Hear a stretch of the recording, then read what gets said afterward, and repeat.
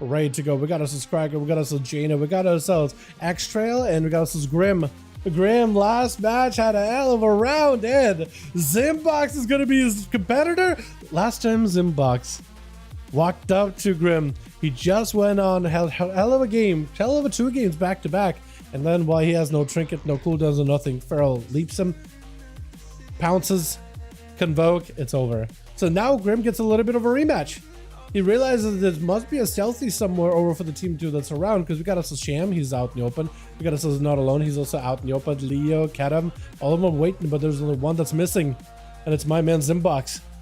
We'll see how this goes, yeah? Grim, he could potentially Phantom Knight him. I think for Grim, getting opened up by Feral is much worse. I think if anybody's okay getting opened on, it's probably Zim, but even then, like, Rogue's openers right now are pretty deadly too. I think if it was like Shadowlands or maybe even like BFA, I think getting opened up by a Rogue was the better plan for the Feral. But now, right now, I think the opener is everything for the both classes. Just, it's everything. I think for the Feral, it's a lot deadlier though to get the opener. He'll definitely have a much bigger advantage. Like I said, maybe you could bear form it, but it's rough. Wait, unless you're trying to like change it up. See that go first? Oh no, he's a bear. Okay, so he's kind of letting the Rogue know, yeah, hey, it's me. Is he just letting him? Oh, that's risky. Because Grim may just have the biggest go here. This could be really tough for Zim. He does have defenses, so you might have to play super defensive, but if he gets on the back paw, the entire match could be really bad. Wall up immediately, as Zim thought that it was just going to be continued damage. Grim goes behind the pillar with immediate Shadow Meld.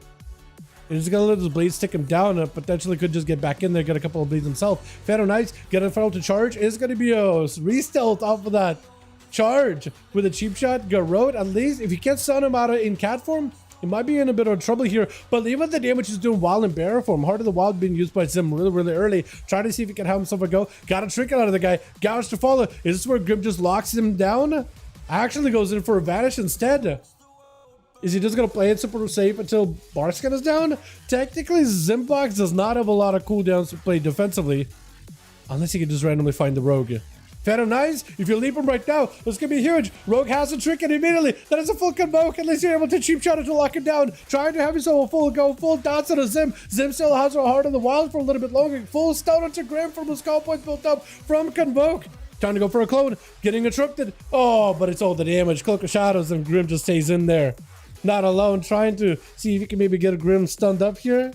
Last time Grim walked up, bled up, not alone. He got out of there. Cheap shot, walking by. He knows that the other Rogue is going to want to get a bite out of him. And if he stays in there, he's not going to make it out alive. Last time he was able to walk in, bleed up, not alone, walk away. Not alone had nothing that he could do about it. Literally nothing. Picking up the eye for Grim. This is an opportunity. He knows where Not Alone is at. As Not Alone walking over to the eye, should be able to see Grim. Grim lighting a sap. Grim at the very least is going to get himself an opener. He's got himself Cold Blood. Maybe a big Kingsbane off of it. No Kingsbane. Kinder shot by Not Alone. Grim, I don't know if you live this. This could be a huge go, but Not Alone. He's got everything. Shadow Blades, full burst. Everything is available. Mad eviscerates. Hold on. Oh, I don't think that was even a cheat death. Oh no, he did proc cheat death. It didn't do anything. Wild. Goeris is going to be up next. Not Alone does end up burning a cloak there. He sent everything into the other Rogue. That is subtlety right there. You don't have a trinket? You did. And you did. So imagine if they just kidnap you with a shadowy duel or with a smoke bomb, right? That's brutal. Flagellation. Even after the nerfs, this man's flagellation. I like it. It's still quite a lot of mastery. Blind into Goeris. He does have a Remorseless Winter. It is going to be a trade of CC completely. Goeris' blind breaks really shortly after it to a disarm right after. As Not Alone, just trying to see if you can maybe get some pressure onto Goeris. He's got blades. He does the actual blades just ran out. Flagellation no longer available. He does have a vanish. And it's going to burn one of those vanishes to play defensively. Death and Decay does get caught out in the open. Trying to see if he can sit down. I don't know if he's got mage food or normal food or anything. We gouge for a second. Is it going to be enough though? Goeris needs another big lockdown into Not Alone. That is a full set of riders. He can vanish. He could vanish out of it, but the more he hangs out with the riders, the worse it's going to be for him. That's a stun trinket available. Trying to see if he can just pummel Goeris right now. Is it going to be enough? Ledgeborn out of the Death Knight. He got himself a bit of that cheat death. Death Pact available. Not Alone trying to see if he can escape. Can you Death and Decay him around the corner? He is still dotted. He got Cloak, so you can remove the dots though. He got cloak, so he can remove the dots, but he's just skulking next to you. Into a death pack for Goer just to give him that extra bolstered health to work with, as is going to be a first aid out for Not Alone. Back it up out of there immediately. Drop it down, Death and Decay. Eyes are available. First aid as well. And Not Alone is nowhere near to stop it. So Not Alone might have backed up maybe a little bit too far. It looks like he does maybe have food. Or he just sits down just to contemplate. Just to think, recollect his mind. Collect his thoughts together, all that. Who knows? Death and Decay down. Not Alone getting slowed. Blind for Guerreras should be able to get himself a proper stun. Trinket not available for Not Alone, so this could potentially be rough for him. Does Feint does go, but I don't think Feint does anything for him, right? Yeah, she does. It doesn't really do much. Ryder does join in. Actually, quite a lot of damage onto Not Alone, as he's the one having burst with the Guerreras. He's the one taking the damage, even though he's the one having technically a burst. Guerreras, though, beats a fat Eviscerate. That is going to be lights, though. After the big Eviscerate, that was over. All he needs to do is build up for the big hit, land it with all cooldowns available, and it's lights. It is wild. Is the first aid is a rogue. Bro, technically first aid is allowed. Like if Blizzard allows it in arena, then I mean everybody is welcome to use it, right? Everybody is allowed to use it. Is how I view it. Because what am I gonna do? I can't really stop at Kalmar. I do. It is a lot of healing though. It is a lot of healing, but I think it's fair at the very least if everybody uses it, right? And everybody should get it. They're not that expensive bandages. I mean, even rank 2 ones. Getting a couple of those, I think, is not a bad idea. Because imagine like Goeris. I mean, Goeris also used the bandage too, right? Versus the rogue, equalize things a little bit. But yeah, I think it definitely helped. Krager with the parry. Disarmers are gone. Not Alone just continue to pile drive damage. Krager could be under a lot of pressure. He might need to use rally. Battlemaster's rally, and everything is available. That's gonna be a stun. Oh, the rogue damage. The Subtlety rogue just continues to keep on winning. Kidney onto Jaina, does go for a trinket, trying to see if he can burn the rogue. Cloak, cheat death. That was the ballsiest cheat death I've ever seen. He does have some advantage, so if anything, he could escape. Jaina, there is an eye available on the far side, so you might just want to pick up the eye, somehow find the rogue. Rogue going with our first aid. Holy. Yeah, it does feel like cheating, doesn't it? It does feel like cheating. Because the rogue just got himself such a reset. Brett does not quite connect. He thought the rogue would charge out at him, trying to go for a sap, but the rogue actually backed up to make sure he got himself a quick sap, a quick safer sap. Root onto the rogue. Polly right after. Actually, he got a brand of bloodlust, but it's a shadow build. Flame check to AoE him out. Doesn't get him. So close though. So close.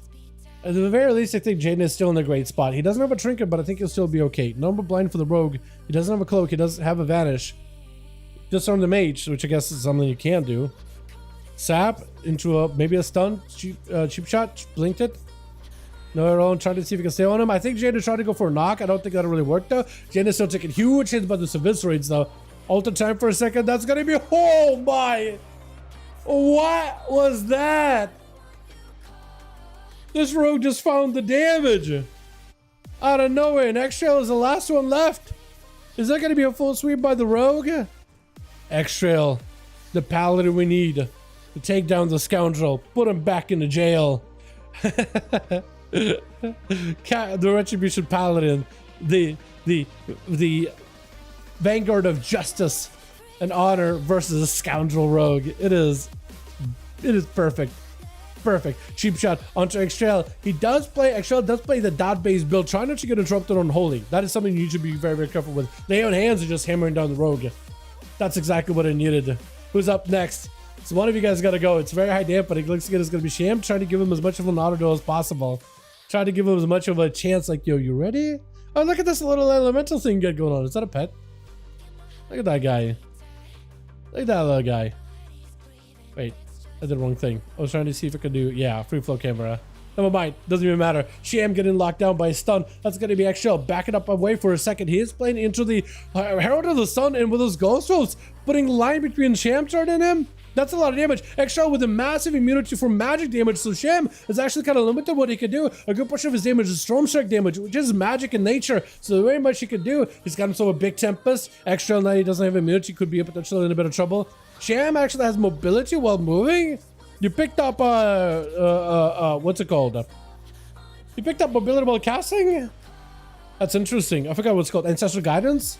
Is going to be another go by extra. He still has a bubble. Sham used to get himself big damage. Shield of Vengeance is going to hurt. Knocking the Paladin back for that Shield of Vengeance to pop from a distance. Still, that Dot of Dawn light together with the extra line to you. You're just eating up your health. And Extrail does take it with Leo last one left. Is he going to give him that proper chance to come back?